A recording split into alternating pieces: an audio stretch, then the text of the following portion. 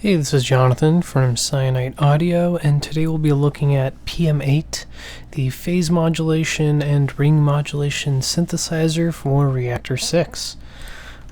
So, first thing we're going to do is we're going to go through a couple patches. Next we're going to talk about the sound engine, how phase modulation, ring modulation works, and then we'll try to come up with a patch. I'll also go over the synth itself and some key features, how to use it, and multitude of other small things that you can do with it. Alright, let's start off. Let's go find some patches. This one called Tropical Dreams.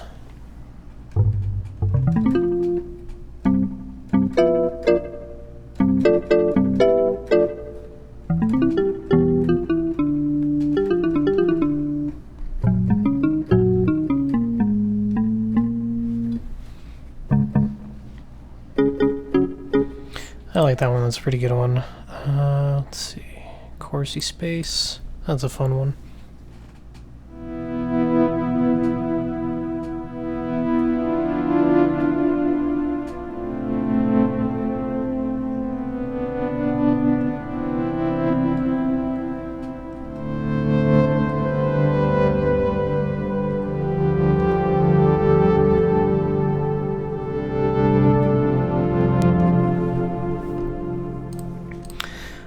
Let's do something a little more grit. Let's see, Folded is usually a pretty good one. Let me go find that.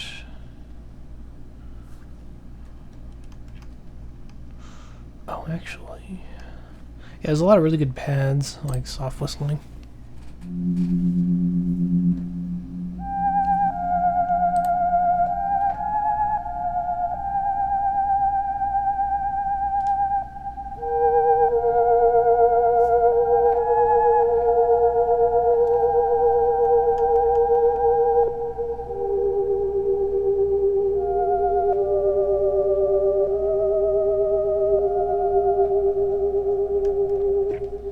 A nice little jazzy one here.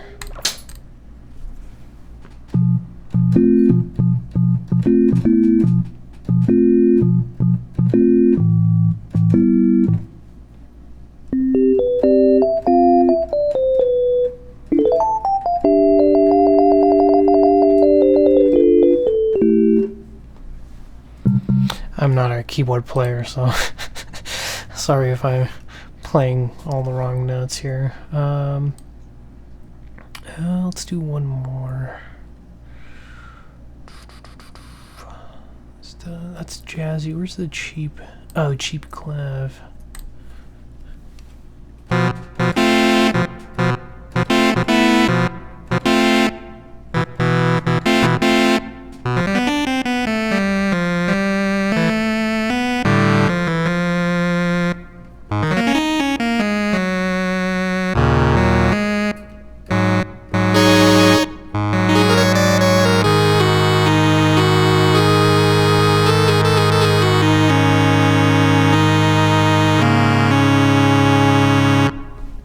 So yeah, you can get some really good sounds out of that. So the way that this synth produces noise is we use an operator.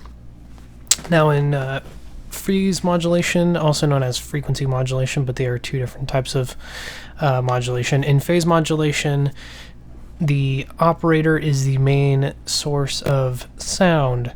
So what the operator contains is a sound generator, or an oscillator. It contains an envelope, usually for amplitude, and panning controls are probably from there as well. If some of them have panning controls, these do, and that's usually an operator. It's like it's an oscillator and an amplitude envelope in one. So for that, let's go to our just one op template.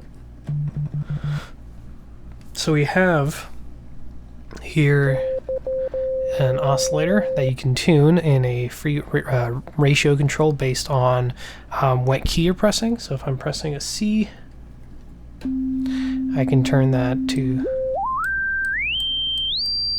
way higher tuning, or I can do half of the C's frequency, quarter, eighth, 16th, which now you're in LFO territory, and then all the way to off as well, which will just freeze it in place, and then you can use the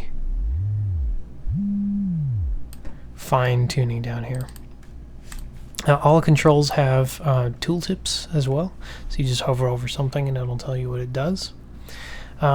So these operators work in two ways. So in phase modulation synthesis or FM synthesis, like the DX7, which actually uses phase modulation, what you've got is you've got two things. You've got an operator that can have its output heard, and you have an operator that modulates another operator. So in this case we have a carrier, which is the operator that gets its output sent, and we have the modulator, which has its output not sent to the main outs but can be used as a modulation source. So if I do with a 2-up, so here, generally speaking, these will be off. So when they're orange, they're set to modulator. So you can play them, you'll see level, but it's a big bar because it's not being panned and it's not going to an output. And the minute we turn that up, then we have output, and that is represented by the two greenish blue bars, and that's because you can pan them however you want. So you can make some complex pads, they get panned around. Meanwhile, this other operator here, this modulator that we have set, this can be used to modulate the carrier. In this case, in this synth, we have two ways of doing that. We have classic phase modulation, and we have ring modulation. Phase modulation is a little complex, but works in the sense of kind of like the Doppler effect, where as a sound source gets closer to you, it gets higher in pitch, and then as it goes further away, it's lower in pitch. If I go to my phase matrix and I send 2 to 1, so as the oscillator, if I sync both of these, so right now we have a constant tone. Now if the phase of this gets warped so that this first part wobbles more, and then wobbles less, and then wobbles more. It's just, wobbling isn't the right word, but if it oscillates higher frequency and then lower frequency than higher frequency, we'll audibly hear that difference. So even without playing anything, if I bring in this phase modulation amount and then start pressing, so we start to get different timbres. So here you can see, if I stop right around here, that we've got this low oscillation amount and then this really fast oscillation in the middle, and then it goes back to being slow again. So what that does is it creates a difference in pitch, and we perceive that as a harmonically rich sound. And that is kind of like the Doppler effect. Not really. I mean, in a sense, yes, like how an ambulance passes, and then when it gets closer to you, those oscillations become more compact in the siren, and so the siren seems higher pitched because it does this. It's like the siren's coming at you, woo, and then it goes further away. So it goes higher in pitch, and then as it goes further away, and the ambulance is like down the street or something, the time it takes for that siren, those oscillations to hit you, will be further apart because the sound source is moving away, and that's what will create the descending pitch. So the other way that we can do, that was a bad explanation of phase modulation. I'll have a link in the description of a better video, and hopefully that'll help out. This is sort of like, if you know how those methods of synthesis work, then you can just jump into the synth and really start playing around with it. The second one, ring modulation, is a little easier to understand. Basically what it takes is you have same thing, a carrier and a modulator, but the modulator and the carrier get their outputs are multiplied to each other. So that's how you get stuff where if you take a positive and multiply it by positive, you get a twice the positive value, but the two negatives will cancel out and become positive. This is exemplified if I were to take the output of operator 2, send it to 1 on the ring matrix, not the phase matrix, but the ring matrix. And we can also see that anywhere we move on the matrix, we'll have where our destination is on the top and our source is from the left. So you can hover over any of these and see where it goes, as well as I can go over any destination point, patch point, and be like, okay, I want 2 to 1. So we just hover over there and we can see that we have the color of the modulator and the color of the carrier to designate where it's going. This is very useful because if not, it becomes kind of a mess of a lot of knobs in front of you and you don't know what's going where. So now we have 2 going to 1. If I bring up the ring modulation, you'll see that now we have what's called full wave rectification, where there is no longer any negative values in the waveform itself. You can do half that to get half wave, or 0.5, roughly half wave rectification. What's cool is that I've also recently added a shape control, so you can put this into a pulse wave and get half wave, proper half wave and proper full wave rectification.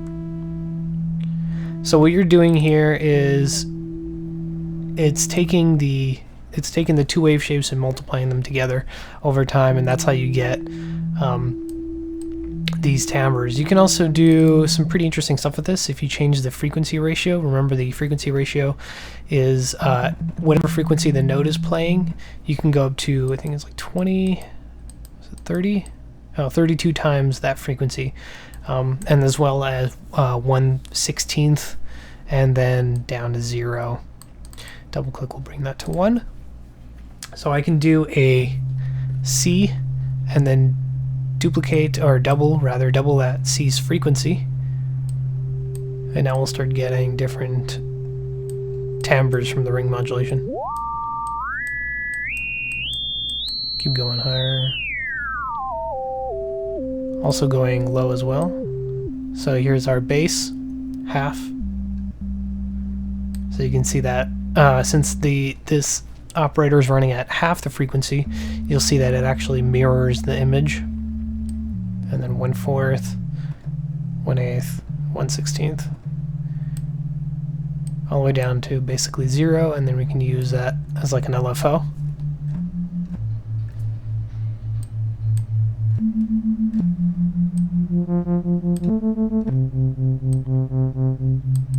The feedback control here below the ring modulation introduces the oscillator into itself as a phase modulation sort of result. So what we can do with that is depending on the wave shape, you'll get different results on the feedback.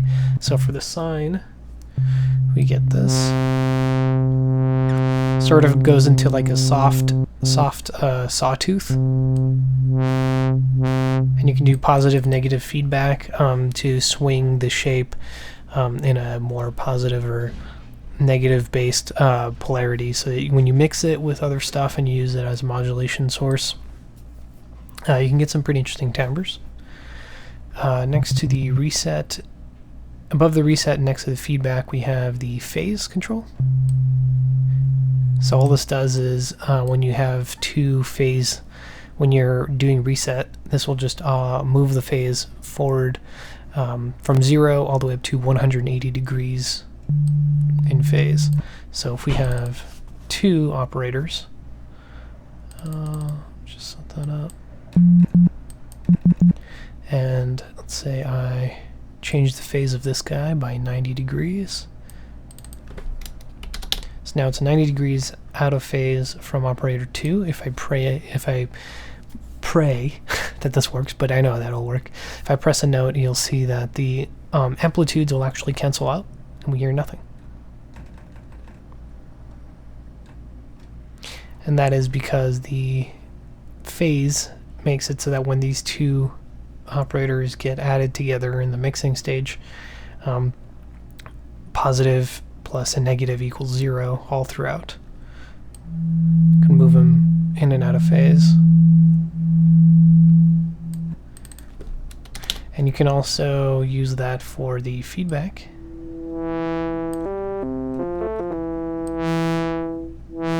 Create interesting timbres, because in this case, when we're using the feedback, we'll actually sort of get the difference between these two wave shapes, which results in that higher end tone. More frequent, high frequency content. We can also use this to our advantage, and then just showing you the difference. If I have it set so it's pretty buzzy, and I bring out or take out operator 1, now all that low end comes back in.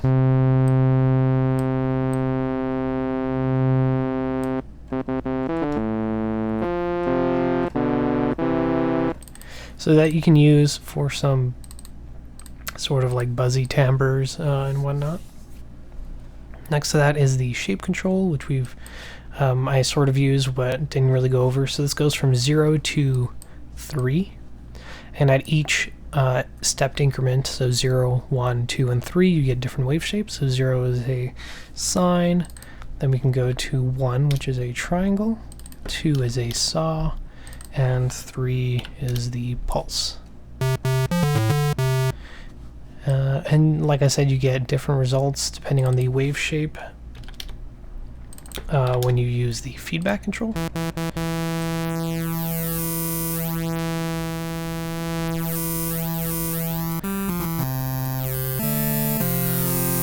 So for the saw, you get a weird sort of like, not really a wave multiplier, but it does create extra harmonic content. So for the sine, for the triangle, we get into sawtooth territory.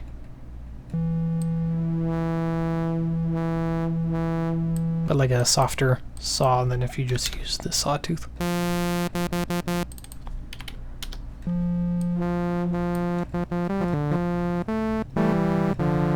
So that's useful, depending on the timbre that you want to use said waveform for.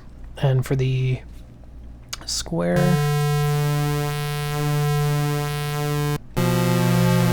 kind of works like a wave, like pulse width, sort of. It has its own weird way of doing that, but it sort of works like a pulse width pulse width timbre, which is interesting. You can also use that for other things as well, which you can actually have. If I were to set this up real quick, it's operator 2 to operator 1.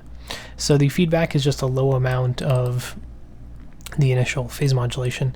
So you could achieve the same timbre if I pause for a second and do operator 1 feeding back into operator 1, which is the same as. However, the ability to have that operator feedback into itself in the matrix is so that you can achieve noise, like real crazy noise territory.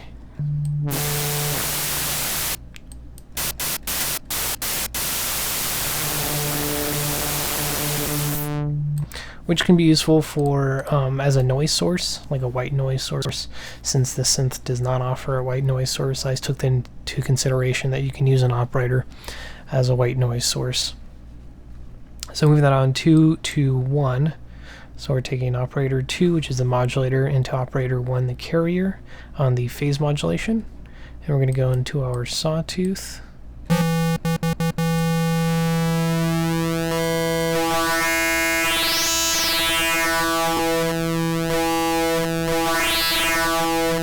So we're sort of getting wave multiplication there.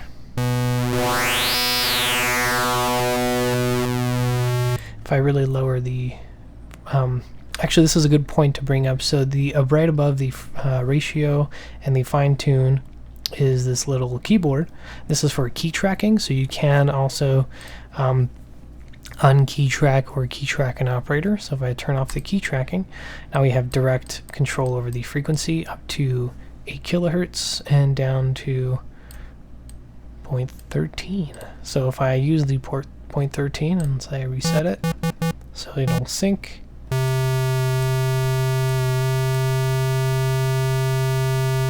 can see the wave shape moving around there.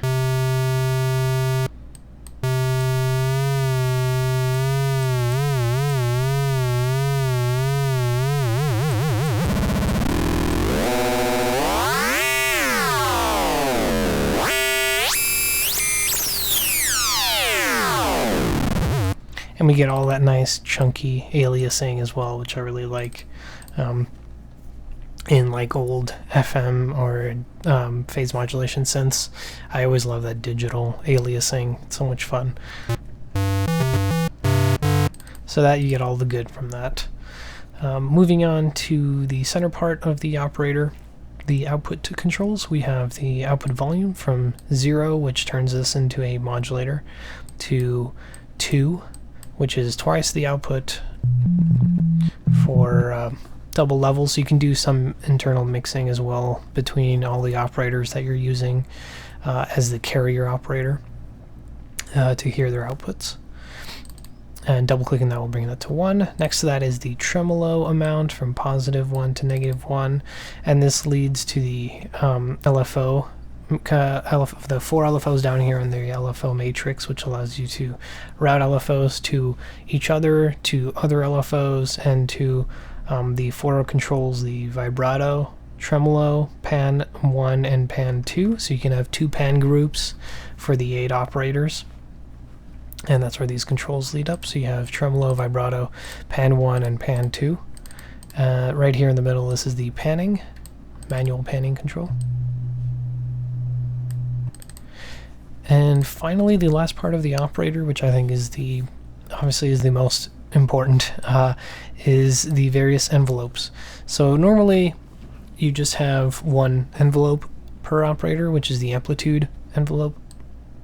But I've taken this to a bit further with an envelope to control just about every control that's on here. So you've got your amplitude envelope, your pitch envelope, so I can do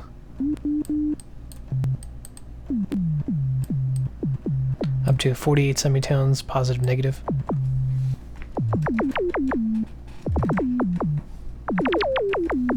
So you can do somewhat some drum sounds with this. I've actually made a couple drum patches. So there's that. Below that is the panning. So you can do +2, -2. So that way, if you have it on -1 or on the left, it'll still pan to the right, or as much as the velocity will allow, which is another control. So there's panning capabilities. On an envelope basis, below that is the phase modulation amount. So if I have, right now I have operator 2 going into operator 1, I can bring that up, lower the sustain, and then I can use that as a sort of pluck bass.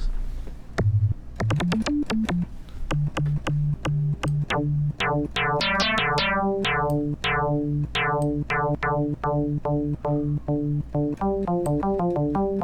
can also add some attack to that.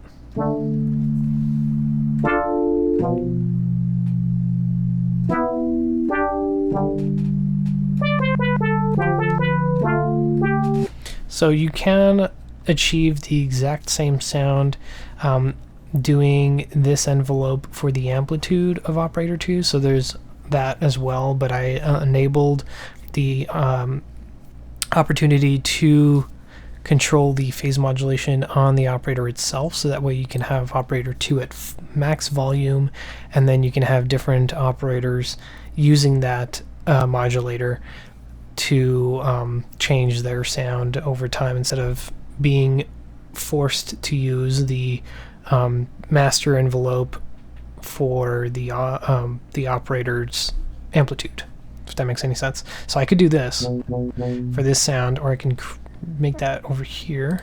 So 0, 43, 35, and then this is at 0.08, so I do 0.08. That way I can bring this down. Oh, it's a little more than that. So that way you still get the same sound, but you're not, I guess, constrained to having to change the volume of the modulator's amplitude. Instead, you can just do that from here instead. So I'll just bring that back to 1. So that way you can have another carrier use the same full volume modulator. So below that we have the next envelope. This is the ring modulation, so it's the same thing for the ring modulation. The feedback control, which is always a fun one.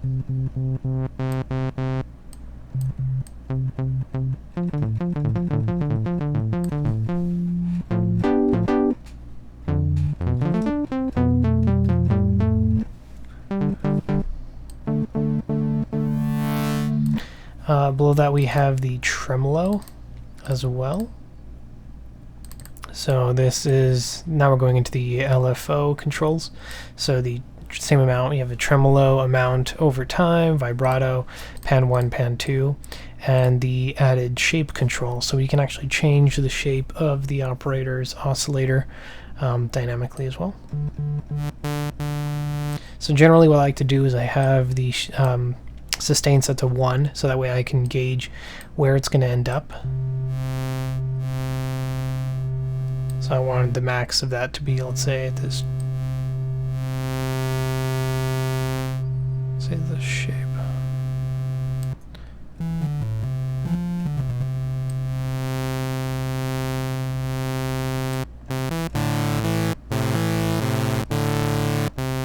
And then I can take that away.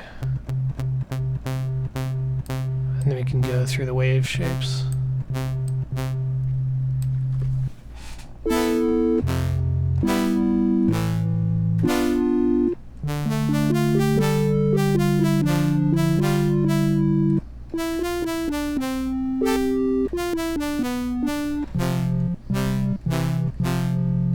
That's always fun. That's a cool one. I like using that in conjunction with phase modulation and the feedback as well. So if I give some of that feedback,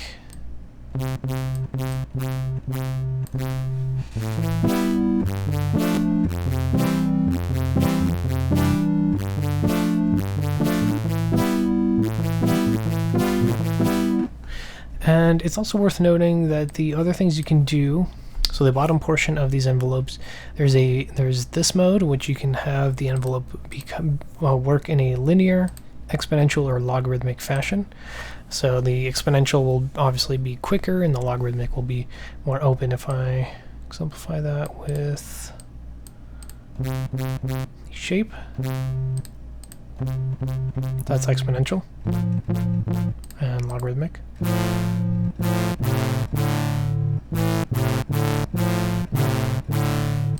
And linear, which is just the standard.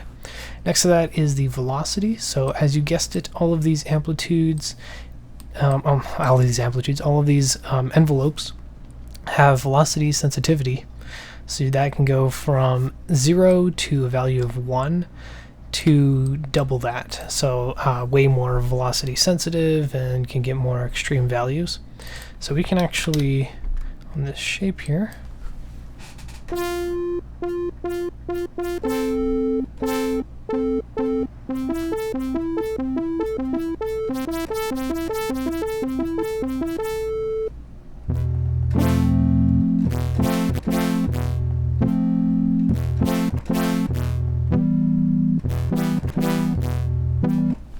so that way you can do that with the amplitude, pitch, you know, all of them, which is nice. Let me go back to the 2-op. The other thing you can do as well is the scaling. So the way this works on any of the envelopes, this is keynote scaling.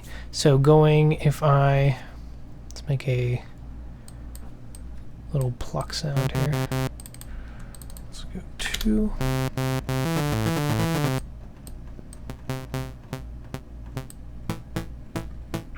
Then if I go negative, so right now it's 0, if I go negative, the higher up the keyboard, the shorter the envelopes will be scaled, and if I go positive, the higher up the keyboard, the longer envelopes will be scaled. So generally I like to go negative, because if you're doing trying to model some sort of acoustic instrument, then you want it to be shorter up top.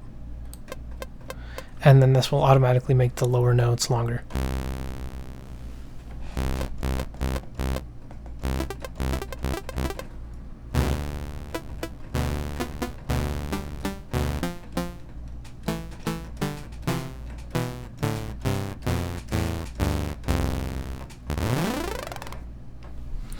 And then positive.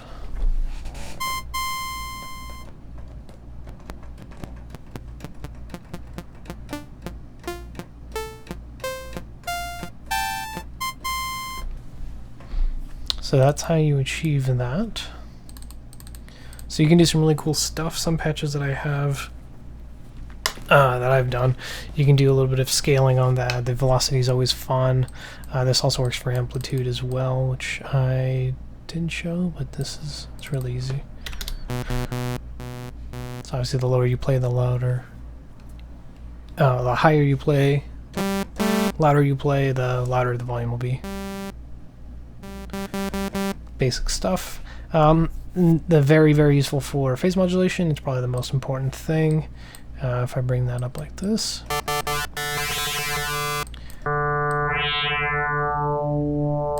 And I don't put any velocity on, or you can do velocity in the carrier operator, but if you do it on the modulator, so 2, 1.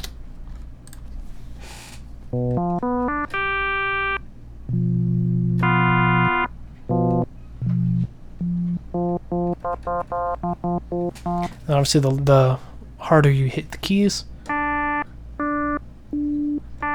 more phase modulation you'll get. This also works for ring modulation as well.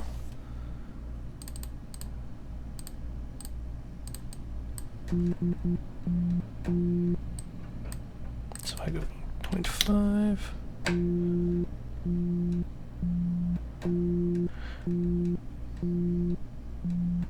Let's do phase modulation as well. Let's reset both of these. This is a key reset or a gate reset.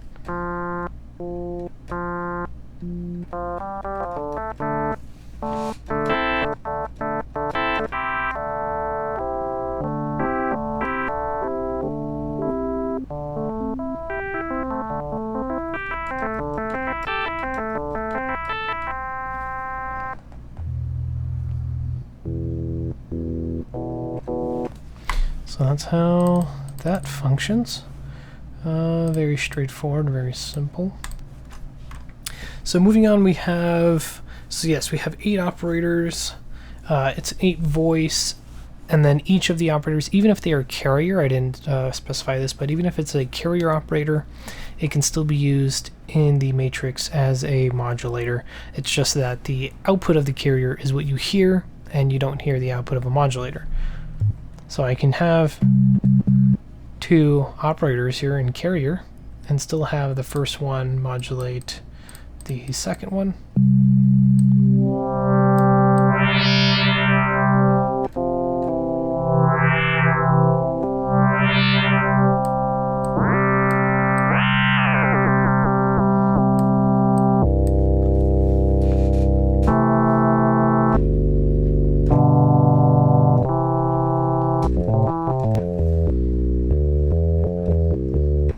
That's always fun. Next we have, moving to the right from all of these 8 operators. Whenever you don't use one, you just hit this little button, or the power button. It'll turn it off for processing, saves a bit of CPU, and it also darkens it so that it's easier to see what it is you're working on. Next to that we have the macro controls, or macro envelope controls. This is for this will work on the amplitude controls. So if I have, for example, I do a short one like this, or actually, you know what? If I do just a standard 0010, so instant attack, 0 decay, and instant release with full sustain, I can actually shape the envelope from here. So I can add some attack, take away some sustain, add some decay.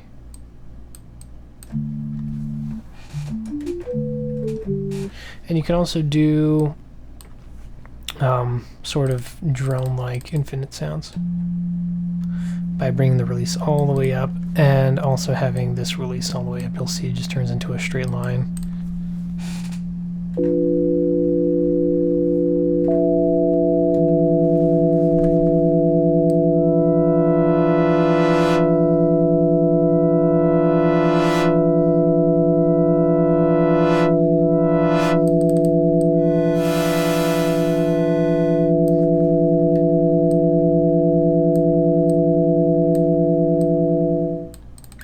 And this works as the macro, as I stated, so any of the carriers that you have available, this will work on all of them that are active, and the same thing for all the modulators. So if I grab a patch, say I go to,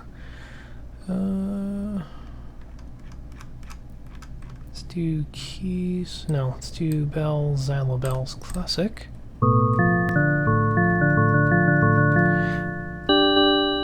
I can change the release for all of them.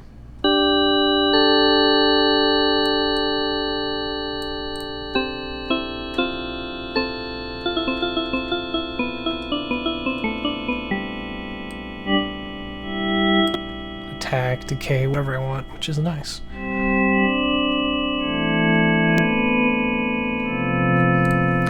This idea came around for basically from my Korg Volca FM, because they use macro attack decay for the carrier and modulators, and so I thought that was really cool, and I wanted to implement that into this as well.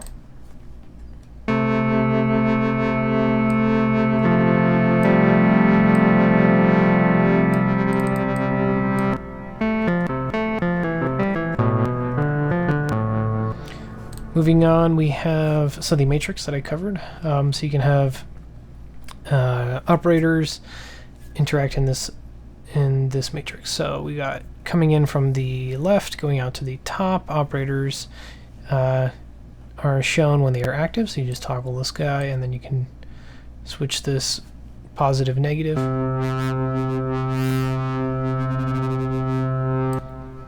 And 0, there's no modulation amount.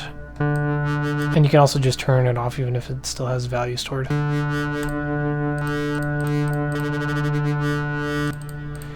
So that's always neat. It helps clear up whatever it is you're using, and when you don't use it, it's gone, essentially. Ring modulation matrix, just by swapping the two. Right above that we have the reverb delay. So if I go and do the init one up, let's do a triangle, a little more harmonic content. So by default it's usually off. You can turn that on. So this is the delay / reverb part of the unit, so we can change the delay, whether it's a delay reverb with the shape control.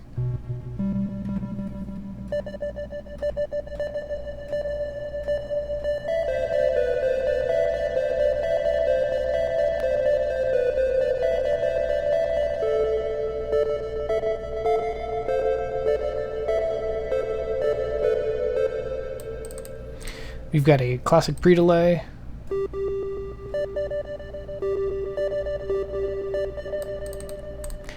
Size control, which can go very, very small to very, very large.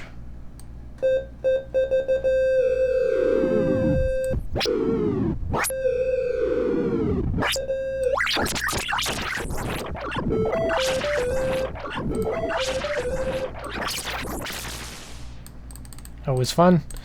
Next to that is the time control, so it's the overall feedback amount, leading to very short.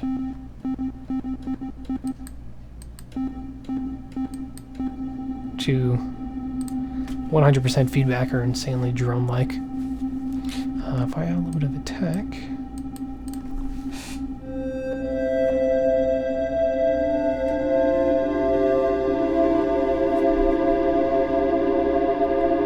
we have a 2 shelving EQs here, so we can take out some low end, take out some high end. And this is using, these are shelving EQs, so they're not hard pass EQs, like a high pass or low pass, so it doesn't actually cut the frequencies completely, it just lowers them in amplitude, gives it a bit more of a natural feeling. Next to that is the sample rate control in blue, so this is a variable internal sample rate for the delays, giving you lo-fi, crunchy sounds with a bunch of aliasing as well.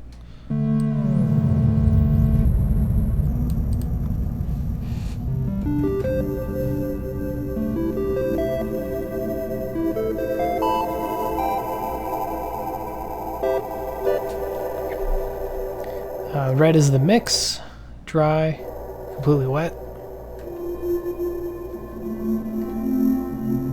If you're making lots of like really cool atmospheric sounds. Below that is the move amount control. So the from the toggles we have down here, so turning this off hides that control as well. So if you don't have any delay movement, so that's what that's for. This can go from 0 to the default of 25 and up to an exaggerated 100.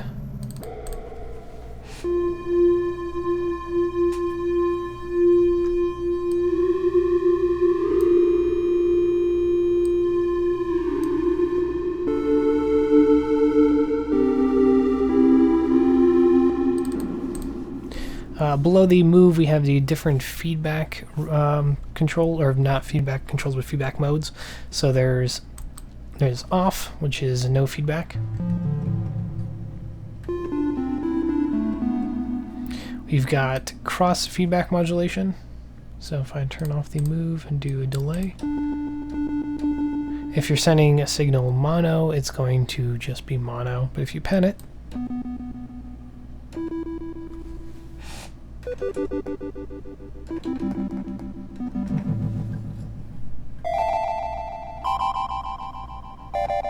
and next we have the circle feedback. So this is one of my own design messing around, but essentially it does what this graph is showing, this Lisa Zhu display, where if I press a note,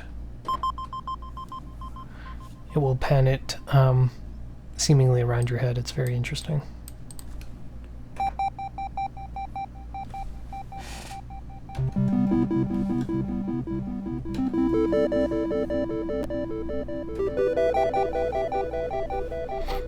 Next to that we have the delay multiplier. So this either does a regular one-time delay or 2 times to the delay times.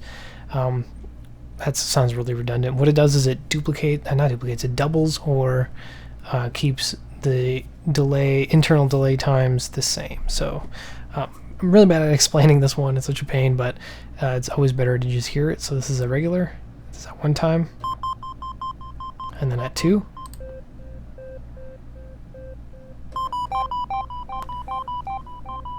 It makes it so it takes twice as long for the delays to play out. It also gives a little bit more darkening of a timbre, kind of a little lo-fi-y. It's nice. Back to 1.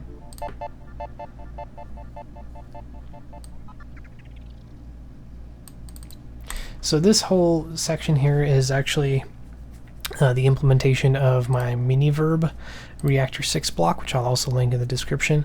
I added it to the synth because I thought it was a really good companion for it, and when I actually added it to the synthesizer, I actually made a custom version of it for this synth that I later ended up implementing back into the block itself. So the block that's available now, the effect block that's available now, is actually the one that came out of this synthesizer. Funny enough. So next up we have the main out control. So this goes to negative 60 decibels all the way up to positive 12 for if you have a really low sound. You can do some more gain staging there. Below that is the overall voice mode. So we have the pitch bend. This is the pitch bend range. So this can go from 2 semitones all the way up to 24.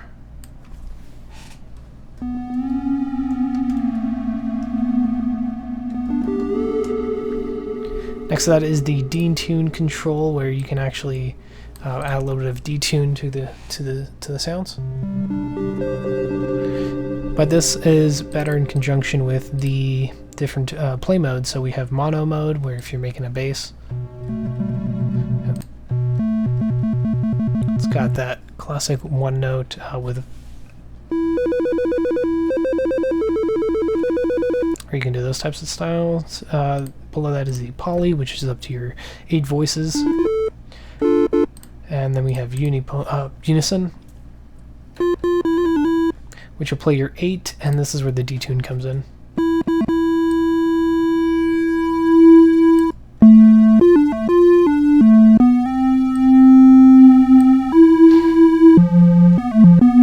So if you really wanted to, you can just throw down a saw, have it set with reset.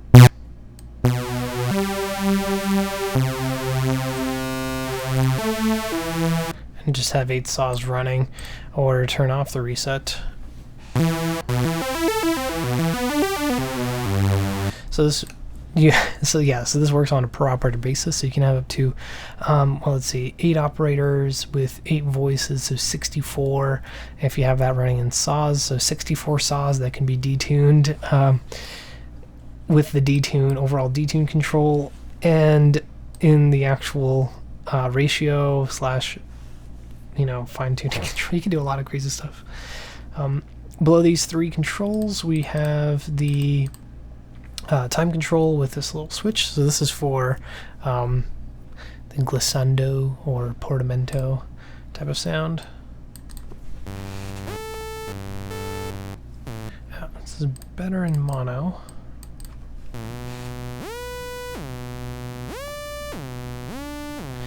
Glide, which is nice.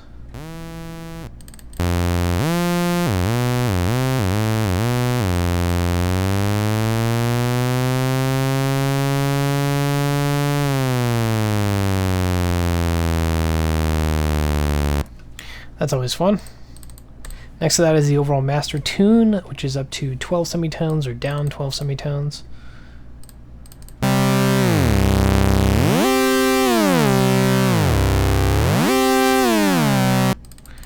And you can also do some like micro tuning stuff with this, along with the detune and the overall detuning of the operators themselves. So that's all of this top half covered. Next under here is all the LFO stuff. So we got 4 LFOs that don't have an on or off, unlike the operators, where instead they're controlled whether you're sending signal to a specific destination. So if I do, for example, let's do tremolo from LFO 1, which is 1 here. So that's the tremolo, suddenly that's active. Let's do all the way up to 1.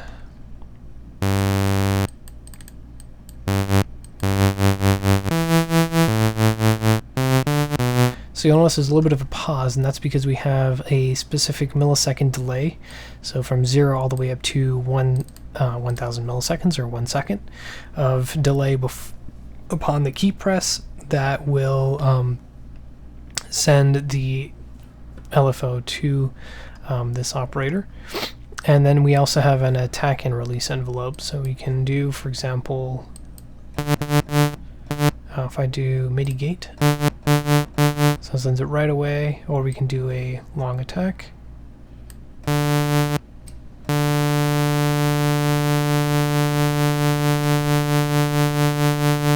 there it comes in. And then the release as well for when you have a release on the envelopes, but you can also, so if I do, let's say 1 second with 0 attack, there, it just kicked in. So that's always fun. That's a cool little feature. It also has velocity sensitivity on the amplitude and the envelope of the LFO as well. So from the very beginning, that we have 4 shapes. We have the sine, triangle, saw, and pulse. And then each one of these can be phase offset as well, from if you're using multiple LFOs. Just move that around. It's negative 0.5 and positive 0.5, which I believe is it's 90 degrees either way. And then we have the speed, which goes down from 0.3 hertz all the way up to 500 hertz. So you can go all the way up to nice audio range and do some cool amplitude modulation. For example, if I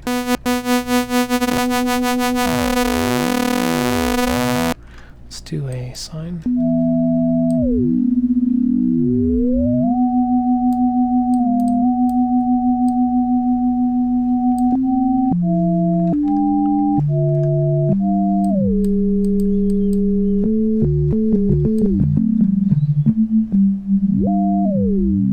And that can also be applied to the vibrato if I bring that up and take off the tremolo.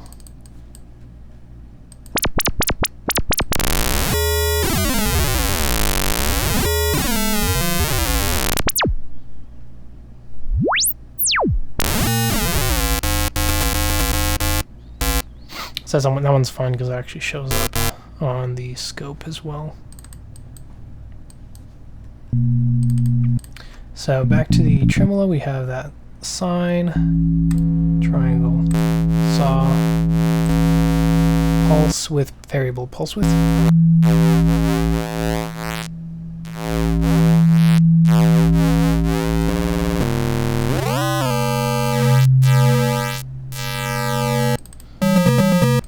And the 4 modes of running this LFO, so there's free, which will be running no matter what. So you might catch it while it's low, you might catch it while it's high. It doesn't sync. Next we have a beat syncing, where it'll sync according to the tempo that you're running at. And then you can do from 8 bars to 1/32, and then triplets as well, regular, dotted, or triplet. So if I wanted to be, let's do 1/16 notes. The next one is beat lock mode, where what it does is it's not going to run until you start running your clock. So this will actually sync to the project's not transposition, but like where you are in the song.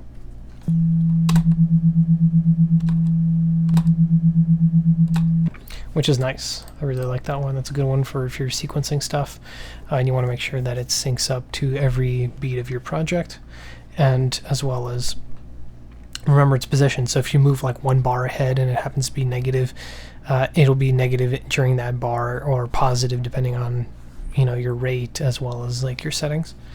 Last one is the MIDI gate. So this is what I was using earlier, and this just syncs to when you start pressing the key, it'll trigger the LFO in a positive fashion, which is nice.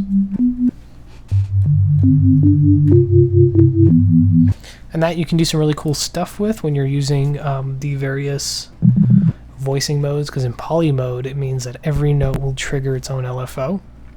If you have it in free, then the LFO is already running per voice.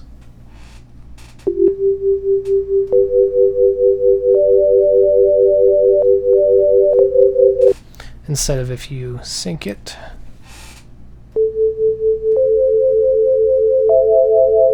So there you can see that they're off, but if you press all 3 at once, then it'll actually sync them together. So that's the LFO. We've got the we tested vibrato and tremolo.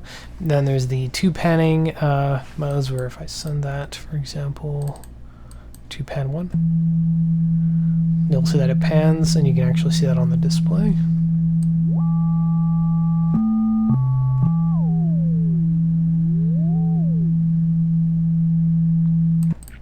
You can also have LFOs modulate other LFOs.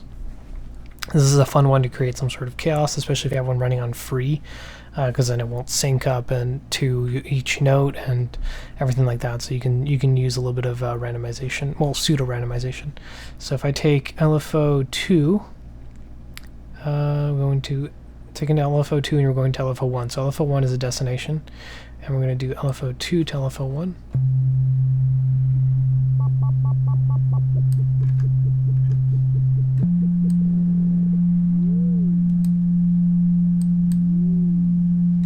Let's do vibrato instead. It's a little bit more pronounced.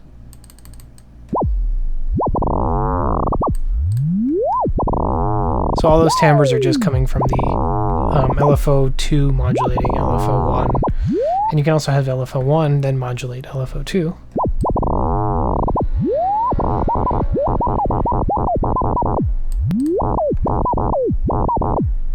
A lot of cross modulation, and then you still have 2 more LFOs that you can do whatever you want with, which is really cool.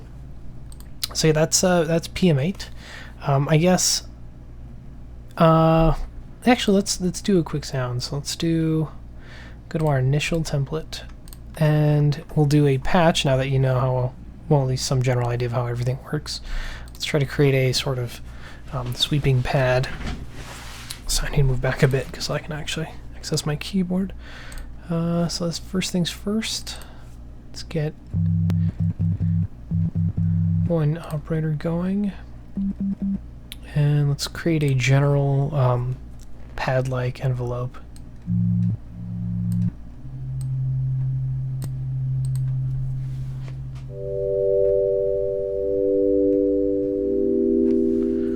Alright, let's do a little bit of feedback over time.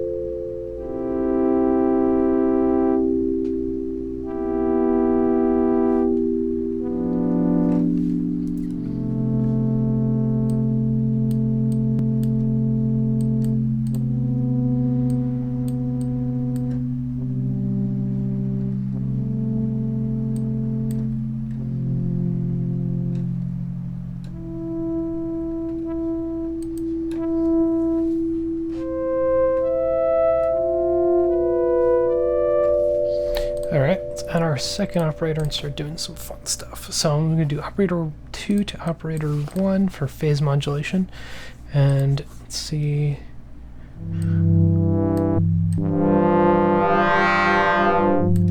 Let's do an envelope on that as well.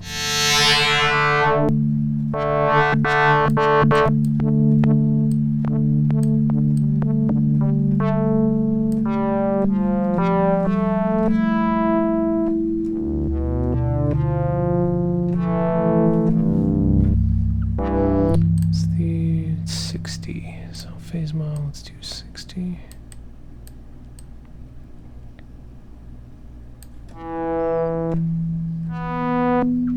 Oh, right, we also have to have this operator, the modulator, also run for the same amount of release. So in this case, to match the sweeping out of the first operator's amplitude envelope.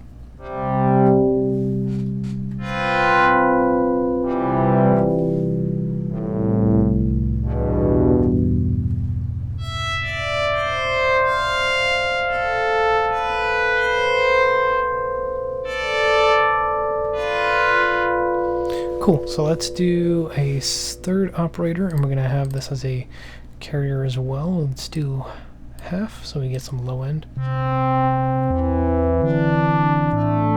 And we're just going to match this amplitude envelope.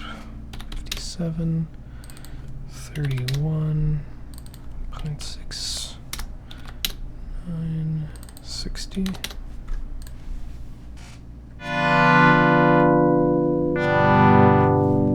Let's do a triangle shape.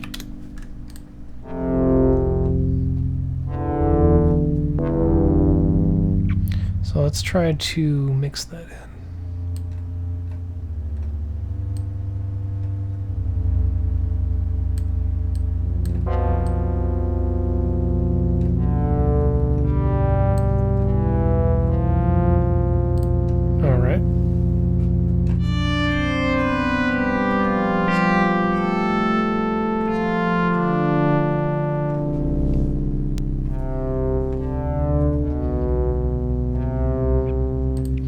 Do a little bit of reverb on top of that.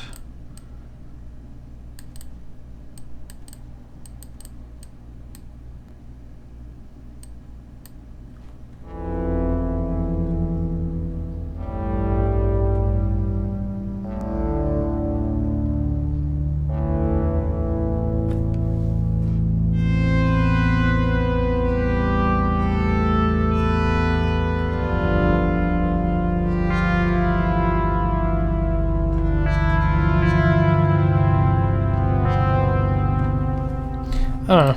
I'm not the best at actually playing, so I just try to make the sounds, but a little bit of delay.